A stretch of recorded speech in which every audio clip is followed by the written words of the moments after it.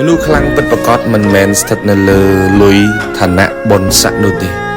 គឺស្ថិតនៅត្រង់សមត្ថភាពនៅក្នុងការប្រឈមនឹងសភាពការជីវិតរបស់យើងគ្មាននរណាម្នាក់ស្គាល់ពីសភាពការជីវិតរបស់យើងច្បាស់ជាងយើងខ្លួនឯងទេពេលជួបបញ្ហាគ្មានអ្នកណាមកប្រឈមជំនួសអ្នកទេបើអ្នកមិនរឹងប៉ឹងអ្នកនឹងចាញ់មិនថាគេជួយយើងច្រើនប៉ុណ្ណាទេ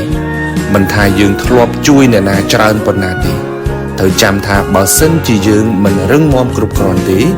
យើងពិបាកគេចផុតពីបញ្ហានៅក្នុងជីវិតរបស់យើងមែនទេទោះក្នុងកលៈទេសៈណាក៏ដោយខ្លួនឯងត្រូវតែរឹងមាំដើម្បីប្រឈមនឹងសភាពការជីវិតរបស់យើងដោយខ្លួនឯងបញ្ហាកំពុងតែសាកល្បងសមត្ថភាពយើងរៀងរាល់ថ្ងៃតើយើងរឹងមាំខ្លាំងប៉ុណ្ណាទោះដល់ជំហានចុងក្រោយក៏ដោយ